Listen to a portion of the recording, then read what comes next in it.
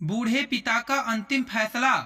आज साधना जी को इस दुनिया से गए हुए पूरे 15 दिन हो चुके थे, लेकिन उनके दोनों बेटे सुरेश और रमेश अभी तक घर नहीं पहुंचे थे। खेत की मेड़ पर बैठे श्यामलाल जी बार बार ये सोचकर दुखी हो रहे थे कि क्या उनके अपने बेटे भी इतने पत्थर दिल और स्वार्थी हो सकते हैं। जिस माँ ने उन्हें कभी भी जरा से दुख तकलीफ का एहसास तक ना होने दिया, जिनकी हर गलती के लिए वो लोगों के सामने झुकती रहीं, कभी उसकी ममता में जरा सी भी कमी नहीं आई। आज वही बेटे अपनी माँ के बीमार होने पर तो क्या आए, उनके अंतिम विदाई के वक्त भी उन्हें कंधा देने नहीं आए। बड़े बेटे सुरेश ने तो अपनी बीमार माँ के पास पहुँचने की अपनी मजबूरी बयां कर दी। उसे माँ से ज्यादा इस वक्त कंपनी के फायदे के लिए विदेश यात्रा ज्यादा सही लग रही थी। रही बात छोटे बेटे रमेश की, तो उसने भी साफ कह दिया था कि पिताजी मेरे पास छुट्टियां बिल्कुल भी नहीं हैं। जो थोड़ी बहुत बची हैं उन्हें मैं 2 महीने बाद अपने बनने वाले नए मकान के लिए खर्च कर दूंगा, इसलिए मैं भी नहीं आ पाऊंगा। आप माँ की देखभाल के लिए गांव की किसी महिला को रख लो। यदि पैसे की कमी हो तो मांग लेना। 80 बीघा जमीन के मालिक श्यामलाल जी अपने दोनों बेटों की फितरत को जान चुके थे। साधना जी अंतिम सांस तक अपने बेटे बहुओं और पोते पोतियों की एक झलक पाने के लिए तरसती रहीं। वो हर दिन निकलने वाले सूरज के साथ एक आशा भरी निगाह श्यामलाल जी पर डालती और दोनों बेटों की बातों को झुठलाते हुए कहती कि उनकी ये न आने की बातें सिर्फ मुझे थोड़ा सताने के लिए है। मैं अपने दोनों बेटों को अच्छी तरह से जानती हूँ। देखना वे दोनों कल जरूर आएंगे, क्योंकि बचपन में दोनों भाई मेरे बगैर बिल्कुल नहीं रह सकते थे, लेकिन अब तो कई वर्ष बीत गए। मुझे मेरे बेटे बहू और पोते पोतियों का चेहरा देखे हुए शायद शहर ने मेरे बच्चों को अपना गुलाम बनाकर रख दिया है। आंसुओं की अविरल धारा को बहने से रोकने की असफल कोशिश करते हुए साधना जी अपनी बात को जारी रखते हुए बोली, हमने अपने बच्चों को पढ़ा लिखा कर बहुत बड़ी गलती कर दी है। क्या उनकी किताबों में कहीं ये जरा सा भी नहीं लिखा था कि माँ बाप को उम्र के इस पड़ाव में अपने बच्चों के स्नेह और प्यार की आवश्यकता होती है? क्या ये पढ़ाई बच्चों के दिल से अपने माँ बाप के लिए सारी संवेदनाएं खत्म कर देती हैं? हल्के से विराम के बाद वो फिर से बोली, काश हमने अपने बच्चों को अनपढ़ ही रहने दिया होता तो आज कम से कम वे हमारी आंखों के सामने तो होते। साधना जी ऐसे ही रोज कुछ दिनों से बुदबुदाती जा रही थी। बच्चों से जुड़ी कोई भी बात जब उसे याद आती तो बस अपने बच्चों और उनके परिवार से मिलने की जिद कर लेती और कहती, हम कितने बदनसीब हैं, हमारे पोते पोतियों को गए हुए कितने वर्ष बीत गए, लेकिन हम उन्हें मुश्किल से 1-2 बार ही देख पाए, वो भी तब जब उनके मुंह में जुबान नहीं थी। मेरी तो उनसे बात करने की हसरत ही रह जाएगी। कितनी लाचार हूं मैं, काश मेरी रीढ़ की हड्डी का ये रोग मुझे कुछ दिनों के लिए उनसे मिलने की इजाजत दे पाता। कहते हुए साधना जी खामोश हो गईं और श्यामलाल जी उन्हें सांत्वना देते हुए कहते हैं कि चिंता ना करो भाग्यवान, तुम एक दिन जरूर स्वस्थ हो जाओगी और फिर देखना हम दोनों अपने बच्चों से मिलने खूब भागते हुए जाएंगे। कहते कहते श्यामलाल जी का गला भी भर आया। वो साधना जी के सामने से उठे और ये कहते हुए कमरे से बाहर निकल गए कि बारिश आने वाली है, मैं बाहर सूखते कपड़ों को उठा लेता हूँ, कमरे से बाहर निकलते ही श्यामलाल जी अपने आप को रोक ना सकें और फूट फूट कर रो पड़े। वो भी तो अपने बच्चों से मिलना चाहते थे, वो भी उन्हें जी भर कर देखना चाहते थे। वो हर त्योहार में घर के सामने की सड़क पर नजर गड़ाए रहते कि शायद इस वाली बस में उनके बच्चे उनके पास आएंगे, ये वाली नहीं तो अगली वाली बस सही। लेकिन अंतिम बस तक जब कोई नहीं आता तो वो भरी भरी आंखें लिए पड़ोस के परिवार में आए हुए उनके बच्चों को ही खूब सारी मिठाइयाँ बांटते और 2 घड़ी उनके साथ बातें करके उन्हें कहानी सुनाकर अपने गम को हल्का करने की कोशिश करते और उन बच्चों को साधना जी के पास भी ले जाते ताकि साधना जी का दिल बहल सके और उसे अपने पोते पोतियों की कमी महसूस ना हो पाए। साधना जी भी उन बच्चों को बहुत प्यार करती और उन्हें उनके पसंद की चीज खिलाती और खूब सारी कहानियाँ सुनाती और खूब सारा हंसी मजाक करती। वो बच्चों को बताती कि उनके जैसे उनके भी पोते पोतियां हैं। आज वे शायद लेट हो गए लेकिन वो कल हमारे पास जरूर आएंगे, तब देखना मैं तुम्हें उनसे जरूर मिलवाऊंगी। बच्चे मासूम निगाहों से बस साधना जी का चेहरा निहारते रहते। श्यामलाल जी साधना जी को कहते कि वे दोनों बहुत अभागे हैं जो उन्हें अपने बेटे बहू और पोते पोतियों का सुख कभी प्राप्त नहीं हुआ। पोते पोतियों को तो अपनी गोद में खिलाने, उनकी प्यारी प्यारी बातें सुनाने के अरमान ही रह जाएंगे। तो साधना जी उनको भावात्मक सहारा देते हुए कहती हैं, आप भी ना बेकार की बातें अपने दिमाग में लाते रहते हो। हमारे बच्चों की अपनी जिंदगी है, वे अपने पैरों पर खड़े हैं और खुश हैं। हमें उनकी खुशी में ही अपनी खुशियों को ढूंढना चाहिए। गांव बुलाकर क्यों हम उनकी तरक्की में बाधा डालें? नहीं साधना, तुम नहीं समझोगी। ऐसी तरक्की भी किस काम की जो उनसे उनके माँ बाप तक को भुला दे। ये तरक्की का कौन सा रूप है? साधना श्यामलाल जी के शब्दों में दुख और गुस्सा दोनों झलक रहे थे। कोई बात नहीं जी, जब उनका मन होगा तब आ जाएंगे।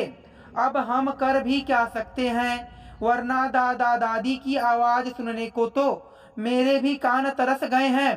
पूरे दिन भर घर सूना, घर खाने को दौड़ता है।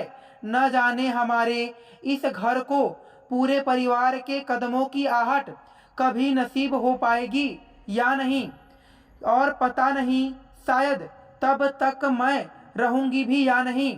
एक बार भी आ जाते तो मैं जीवन की इस अंतिम सांस को भी इसी खुशी के सहारे काट लेती, परंतु न जाने वो दिन कब आएगा। कहते हुए एक गहरी उदासी साधना जी के चेहरे पर भी तैर गई। क्यों नहीं आएगा साधना, जरूर आएगा, बस तुम हौसला रखो। वे हमसे मिलने जरूर आएंगे, मेरी उनसे बात हुई थी। कहते कहते श्यामलाल जी की आंखें एक बार फिर से भर आईं। वो तो साधना जी को बस नाम मात्र भरोसा दिलाने की कोशिश कर रहे थे, जबकि साधना जी को पता था कि पिछले 1 सप्ताह से ही श्यामलाल जी अपने दोनों बच्चों को फोन कर रहे हैं, लेकिन वो है कि उनका फोन उठाते ही नहीं। उन्हें पता है कि पिता उन्हें हमेशा की तरह घर आने के लिए कहेंगे, उनकी बीमार माँ का वास्ता देकर उन्हें घर बुलाएंगे, जिसका जवाब उनके पास नहीं होगा और उन्हें एक नया बहाना बनाना पड़ेगा। आज श्यामलाल जी ने दोबारा अपने बेटे के पास फोन लगाया तो इस बार उनके बड़े बेटे सुरेश ने फोन उठा लिया। श्यामलाल जी ने सुरेश से हाल चाल पूछने के बाद एक फरियाद की तरह सवाल किया, बेटा घर कब आओगे? तुम्हारी माँ की तबीयत अब ज्यादा खराब हो रही है, वो तुम सब लोगों को एक बार मिलना चाहती हैं। कुछ समय निकालकर सपरिवार आ जाओ बेटा।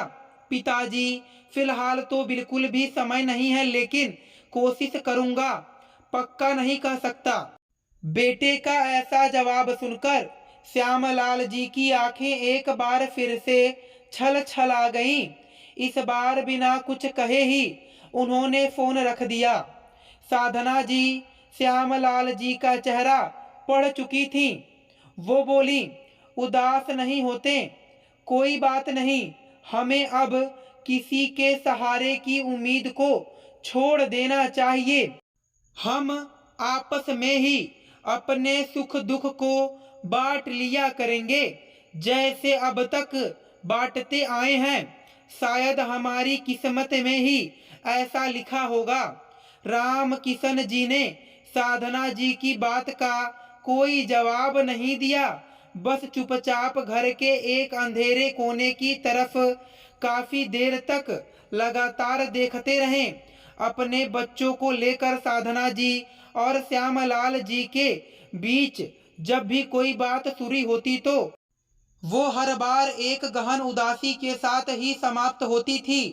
फिर तो वो दिन भी आ गया जब साधना जी ने सदा के लिए अपनी आंखें मूंद लीं। श्यामलाल जी के लिए तो ये सबसे बड़ा आघात था। साधना जी की मौत ने श्यामलाल जी को अधमरा सा कर दिया। वही तो श्यामलाल जी के सुख दुख का एक सहारा थी। दोनों अपने गमों को साझा कर छोटी छोटी खुशियां तलाशने में लगे रहते थे। काम के लिए तो उन्होंने एक बाई रखी थी, लेकिन काम ही सब कुछ नहीं होता। जीवन के अंतिम पड़ाव पर सुख दुख साझा करने के लिए जीवन साथी की बहुत आवश्यकता होती है। आज श्यामलाल जी को याद आ रहा था कि जब 3 वर्ष पहले सुरेश और रमेश गांव आए थे तो उन्होंने उनके साथ चलने का जिक्र किया था, तो रमेश ने ये कहकर टाल दिया था कि पिताजी, यहाँ की ढेर सारी जमीन हम यूं ही किसी के भरोसे छोड़ नहीं सकते, तो ये जमीन बर्बाद हो जाएगी, इसलिए आपका यहाँ रहना बहुत जरूरी है। सुरेश ने भी रमेश की हाँ में हाँ मिलाते हुए कहा, रमेश ठीक कह रहा है पिताजी, इस बुढ़ापे में शहर का प्रदूषण भरा वातावरण आपकी सेहत के लिए अच्छा नहीं है। बेटे की बात सुनकर श्यामलाल जी ने उसी दिन से अपने बेटों से सहारे की उम्मीद छोड़ दी थी।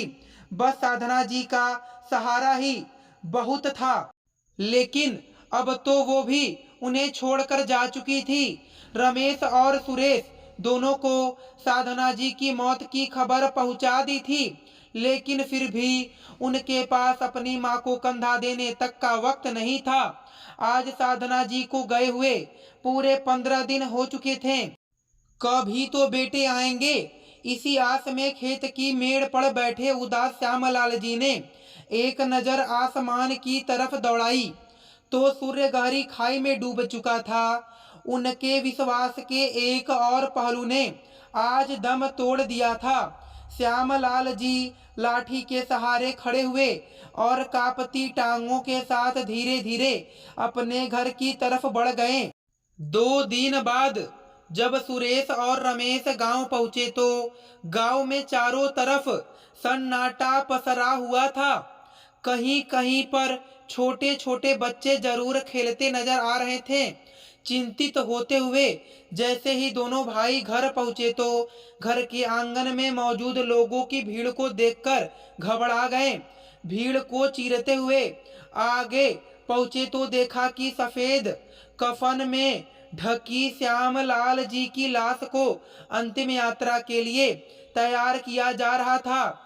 इससे पहले कि सुरेश और रमेश कुछ कहते या पूछते, गांव का एक बुजुर्ग व्यक्ति आगे बढ़कर उन्हें चिट्ठी थमाते हुए बोला, श्यामलाल जी ने कहा था आप दोनों जब भी घर आएंगे तो आप इसे जरूर पढ़ लें। साथ ही साथ तुम्हारे बाबूजी की अंतिम इच्छा ये भी थी कि आप उन्हें मुखाग्नि ना दें। मुझे उम्मीद है आप उनकी अंतिम इच्छा का सम्मान करेंगे। ये सब सुनकर सुरेश और रमेश हैरान रह गए। सभी गांव वासियों की अजीब सी घूरती और क्रोध सी भरी नजरों का सामना कर पाना उनके लिए मुश्किल हो रहा था। सुरेश के आंखों के इशारे पर रमेश भी उसके पीछे पीछे चल के एक कोने में पहुंच गया।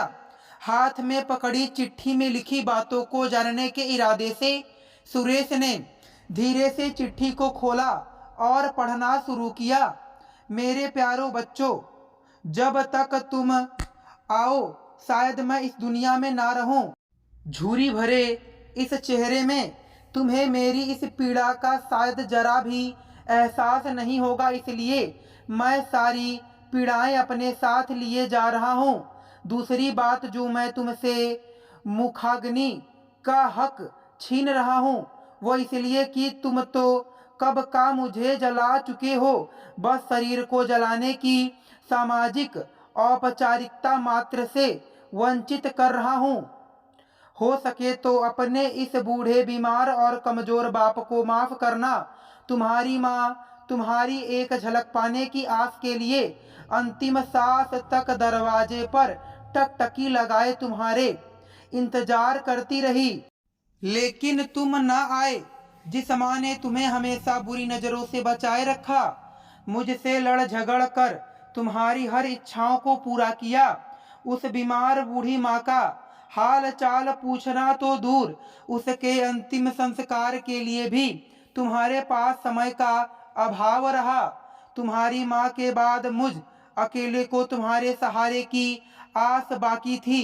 कई बार संदेश भी भेजा लेकिन तुम फिर भी नहीं आए।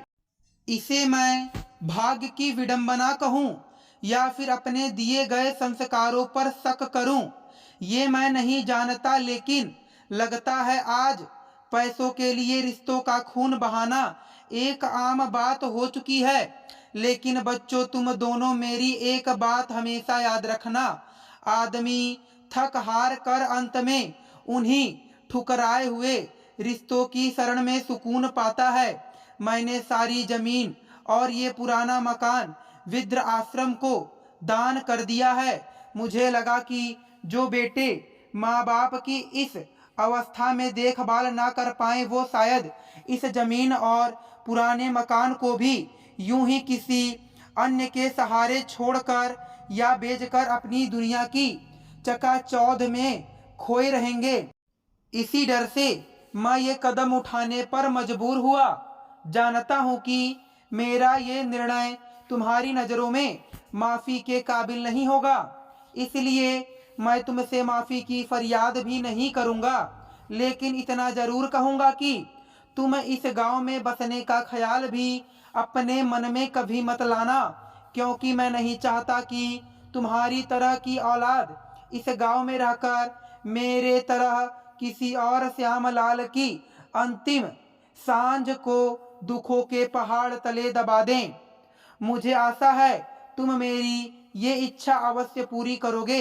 बच्चों, मैंने अपने जीवन की अंतिम सांझ को बहुत कष्टों और दुखों में बिताया है, लेकिन आप दोनों में कभी ये दिन ना आए, ईश्वर से यही फरियाद करता हूँ और अपने लिए ईश्वर से यही दुआ मांगता हूँ कि अगले जन्म में मुझे कोई औलाद ना देना, क्योंकि इस जन्म में ही औलाद के सुख से मेरा जी भर गया है। मेरे बच्चों, मेरे बातों का बुरा मत मानना, क्योंकि हो सकता है तुम्हारा बाप अकेलेपन की पीड़ा को झेलते झेलते सठिया सा गया हो। मेरा अंतिम प्रणाम तुम्हारा अभाग बाप श्यामलाल। चिट्ठी को पढ़कर सुरेश और रमेश के चेहरे पर अजीबोगरीब भाव उतर आए। गुस्से में चिट्ठी को टुकड़े टुकड़े करके दोनों भाई एक दूसरे के गले लगकर फूट फूट कर रोने लगे। पूरा आंगन खाली हो गया था। एक एक करके सभी लोग श्यामलाल जी की अंतिम यात्रा के लिए जा चुके थे और वो दोनों भाई खाली पड़े आंगन में बैठकर आज पछतावे की आग में जल रहे थे। आज चाह कर भी वो भाई अपने पिता की अंतिम यात्रा में शामिल नहीं हो पाए। तो दोस्तों, आपको ये कहानी कैसी लगी हमें कमेंट करके ज़रूर बताएं। कहानी अच्छी लगे तो चैनल को लाइक शेयर सब्सक्राइब करें